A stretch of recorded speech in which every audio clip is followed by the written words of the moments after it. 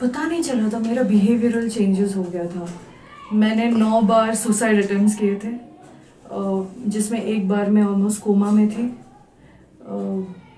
Depression हुआ था, PTSD हुआ था, सिवियर एंजाइटी हुआ था, पैनिक अटैक्स हुआ था। बट ऐसे हुआ था डिप्रेशन, मुझे तभी समझ नहीं थी मेंटल हेल्थ क्या होता है। मेंटल हेल्थ को लेकर आलमी सेहत इदारा वर्ल्ड हेल्थ ऑर्गेनाइजेशन का कहना है कि पूरी दुनिया में 4 में से 1 शख्स किसी न किसी मोड़ पर ज़िंदगी के जहनी मर्ज में मुब्तला होता है। इसी इदारे के मुताबिक the largest single illness of the world is depression. ऐसे में जम्मू एंड कश्मीर की बात करते हैं। अगर जम्मू एंड कश्मीर में पिछले 3 दहाइयों से नामसाइद हालात की वजह से देखें तो यहाँ पर इस बीमारी को काफ़ी हद तक फरोग मिला है। पर उस टाइम पे जब डिप्रेशन हुआ तभी मेरी लाइफ बहुत अच्छे तरीके से जा रही थी।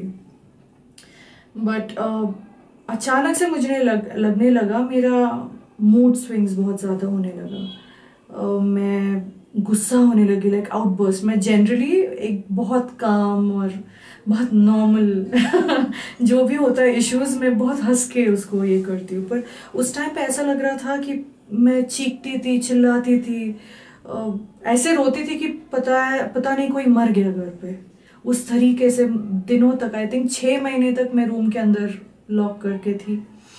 मैं रोती रहती थी पर मुझे पता नहीं कि मैं रो क्यों रही हूँ। कभी कभी ऐसा लगता है कि लोग बोलते नहीं हैं अपने स्ट्रगल को। उनको लगता है कि हम जजमेंटल हो जाएंगे। स्पेशली कश्मीर में ये है कि बहुत जजमेंटल हो जाते हैं। अपने खुद के लोग, फैमिली मेम्बर्स बोलते हैं कि पागल हो गए। बट जब मैं खुल के बोलती हूँ कि ठीक है, आप मत बताओ अपनी स्टोरी, ये है मेरी स्टोरी, मैं आपके सामने बैठी हूँ, क्या आपको लगता है कि मेरा फ्यूचर नहीं था? मेरी फ्यूचर है, मेरी नई लाइफ है। मेरे वजह से बहुत सारे लोग अभी चेंज होके अपना लाइफ स्टार्ट किए हैं। तो I would love to be an example और I would continue to do that for the rest of my life. Family issues थे तो उसकी वजह से आप स्ट्रेस के शिकार हुए, डिप्रेशन के शिकार हुए। क्या लगा था, क्या फीलिंग आ रही थी, क्या हो रहा था? बहुत ज़्यादा डिप्रेस थी एंड खुद को नहीं समझ पा रही थी एंड छोटी चीज़ें सीरियस ले रही थी। तो मुझे लग रहा था मेरे से गलत हो रहा है, मैं अकेली हूँ, मतलब मैं खुश नहीं थी, सब खुश हैं।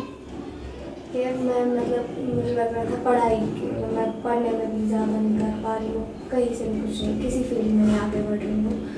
तो यही सब थॉट्स हो रहे थे मुझे, सुसाइडल थॉट्स भी आ रहे थे।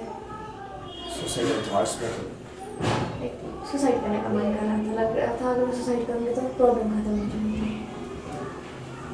तो वो प्रॉब्लम का सोल्यूशन नहीं था। सुसाइड करने से किसी का कुछ नहीं होता है। मेरे खुद के एम्स और गोल्स हो जाते। फ्रेंड्स के साथ खाली मैं अच्छा फील करती थी जब मैं फ्रेंड्स के साथ होती थी, खाली मुझे तब अच्छा लगता था। और घर आते मुझे बहुत गंदा लगता था, मैं यहाँ पे क्यों हूँ। वहाँ पे आके मुझे टेंशन होता था। जब मैं फ्रेंड्स के साथ होती थी तो बहुत अच्छा लगता था। इसके साथ साथ बच्चों में न्यूरोलॉजिकल डिसऑर्डर, जिसे ऑटिज़म भी कहते हैं, जिसमें बच्चे इंटरेक्शन और कम्युनिकेशन करने में दिक्कत महसूस करते हैं, मेंटल हेल्थ से रिलेटेड एक अहम मुद्दा है। कि सबसे पहले तो मैं यही बताऊंगी कि मैं एक मदर हूँ एक स्पेशल चाइल्ड की, जो कि इस टाइम 14 साल का है। तो सबसे पहले मेरा बेटा जो है वो एक नॉर्मल न्यूरोटिपिकल चाइल्ड था। वो एक नॉर्मल स्कूल जाता था, बिल्कुल नॉर्मल बच्चा था। तो वो स्कूल भी जाता था, बात भी करता था। 4 साल के बाद उनको सडनली एक रिग्रेशन आ गया स्पीच में और थिंकिंग में। तो मुझे तब ये खुद भी नहीं पता था कि ये स्पेशल चाइल्ड क्या होता है, ऑटिज्म क्या होता है, लर्निंग डिसएबिलिटी, कोई भी एबिलिटी हो, हर चाहे जो डाउन सिंड्रोम हो, सेरेब्रल पैलिसी हो, मुझे इन चीज़ों का बिल्कुल भी एक्सपीरियंस नहीं था। ना ही हमारी किसी फैमिली में ऐसा कोई, ना नेबरिंग में कोई बच्चा ऐसा था। तो मैंने पहले नॉर्मल बच्चों का मेरा स्कूल था, मैं नॉर्मल बच्चों को पढ़ाती थी। तो उसके बाद क्या हुआ, जब इनका रेग्रेशन आ गया तो हम परेशान हो गए। यहाँ पर 1-2 जगह बहुत जगह दिखाया तो डायग्नोज नहीं हो पाया यहाँ पे, मतलब मेडिसिन ही मतलब दी ली, उसकी स्लीपिंग टैबलेट थी। तो ये फिर सोता रहा, मैं रोती रही कि जो एक बच्चा स्कूल जाता था, जो एक बच्चा फ़ोन पे बात करता है, वही बच्चा एक स्लीपिंग टैबलेट दे के, जो कि जिसको मतलब देते थे सोने के लिए, ताबीज़ नहीं तो 24 और 24 घंटे रोता था। उसके बाद हमारे कश्मीर में ये भी आम है ज़्यादा कि हमें जब भी कुछ होता है हम ये सोचते नहीं इसको शायद कुछ भूत सवार तो नहीं गए, कोई जिन तो नहीं है। हमारे कश्मीर में आम बात है। यहाँ पे बहुत ज़्यादा ज़रूरत है सेंटर्स की। मैं हर एक मदर से रिक्वेस्ट करती हूँ कि खुद इनिशिएटिव ली। तो ये कोर्स मैं 2-2 साल के बाद, 2-2 महीने के बाद जाती, 6 साल मैंने किया दिल्ली में। तो फिर मैंने बच्चे का एक स्पेशल रूम घर में बनाया आज से 12 साल पहले। तो इवन कि मैं इतना बताऊंगी कि मुझे बेटे के लिए थेरेपिस्ट की ज़रूरत नहीं है, मैं हर एक थेरेपी बेटे को खुद देती हूँ। हाँ, अब जो मैंने एक्सेप्शनल माइंड्स मतलब यहाँ पे जो स्टार्ट किया, यहाँ पे मैंने RCI थेरेपिस्ट रखे हैं जो कि इन बच्चों के साथ डील करते हैं और 1-on-1 है मेरा। 1-on-1 फैसिलिटी मीन्स कि एक बच्चे के साथ एक थेरेपिस्ट होगा तभी बच्चे के साथ।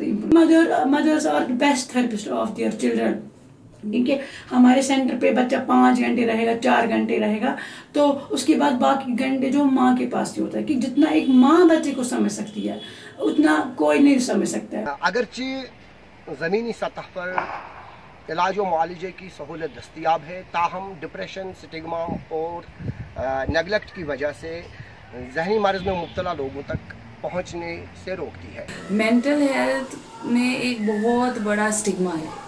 मैं अपनी बात कहूँगी, जब मैं इस फील्ड में आना चाहती थी बहुत सारे लोग मुझे कहते थे क्या आप पागलों की डॉक्टर बनोगी, क्या पागलों को आप इलाज करोगी, खुद भी पता नहीं क्या बन जाओगे। तो एक स्टिग्मा था बहुत ज़्यादा, अभी भी स्टिग्मा है कश्मीर में कि मेंटल हेल्थ कुछ भी नहीं है, डिप्रेशन कुछ भी नहीं है, स्ट्रेस है खुद ठीक करो हो गए ठीक। लेकिन बहुत सारे लोग ये नहीं समझते हैं कि मेंटल हेल्थ की वजूहत होती है फिज़िकल हेल्थ की बीमारियों की। ऐसे बहुत सारी वजूहत हैं, घर में एक दूसरे का तनाव, घर में एक दूसरे की अंडरस्टैंडिंग नहीं। हमारे इस वक्त कश्मीर के हालात है, एक तो कॉन्फ्लिक्टेड जोन है, ठीक है, दूसरा लॉकडाउन है, ठीक है। उसके बाद बच्चे, अगर मैं बच्चों की बात करूँगी, बच्चों के पास कोई ऐसा प्लेटफॉर्म नहीं है जहाँ पे वो जाएं और अपनी टैलेंट शोकेस करें, वो भी एक उनके जहन में असर करता है। फिर उसके अलावा बहुत सारे इश्यूज़ है, जैसे अनएम्प्लॉयमेंट है, डेवलपमेंट नहीं है, यहाँ पे अपॉर्चुनिटीज़ नहीं है, फिर घर गृहस्थी की लड़ाई तो सबसे बड़ा इशू है। बिल्कुल मुझे लगता है जब से लॉकडाउन तो कश्मीर में ऑन एंड ऑफ रहता ही है, लेकिन ये जो एक लॉकडाउन रहा जो पूरे साल तक चला, इनफैक्ट साल से ज़्यादा अब चल रहा है, उस वजह से मुझे लगता है बच्चे ऑलरेडी काफ़ी पीछे चले गए हैं। स्कूल्स अवेलेबल नहीं है, ऑनलाइन भी हम ज़्यादा अवेलेबल नहीं है बिकॉज हमारे पास 2G है। तो उस वजह से बच्चों का जो उनको मिलना एक्सपोजर चाहिए था वो उनको नहीं मिला। तो इस लॉकडाउन की वजह से बहुत सारे बच्चे एक तो मेंटल हेल्थ इश्यूज़ की तरफ आ गए, एक तो बहुत पढ़ाई में पीछे चले गए, और दूसरी चीज़ टच ख़त्म हो गया, एंटी सोशल हो गए।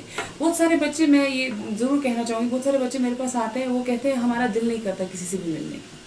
अब हम चाहते हैं हम अकेले कमरे में बैठें, या तो कभी फ़ोन पे बैठें या अकेले कुछ करते रहे, लेकिन हमें किसी से मिलना नहीं, ना माँ बाप से मिलना है, ना फ्रेंड्स से मिलना है। वो बहुत एंटी सोशल हो गए, क्योंकि ये एनवायरनमेंट ही एंटी सोशल बन गया, तो बच्चे भी एंटी सोशल बन गए, और वो बहुत मतलब ट्रिगर करता है मेंटल हेल्थ को। जब आप लोगों से नहीं मिलेंगे, जब आप बाहर नहीं जाएंगे, अकेले रहेंगे, अकेले कमरे में रहेंगे, तो ओबियसली आप सोचते रहेंगे, और सोच के आपका मेंटल हेल्थ ओबियसली इफेक्ट होगा। मुझे लगता है अब माशरे को स्पेशली कश्मीर में एक्सेप्ट करना चाहिए कि जिस चीज़ से कश्मीर गुजर रहा है उसमें डिप्रेशन, PTSD, ट्रोमेटिक डिसऑर्डर्स बहुत ज़्यादा है, और उस चीज़ को ट्रीट करने के लिए उनको आगे आना चाहिए, वरना उनका जो मेंटल हेल्थ है वो ख़राब होता जाएगा, और साथ में उनकी फ़िज़िकल हेल्थ भी ख़राब होगा।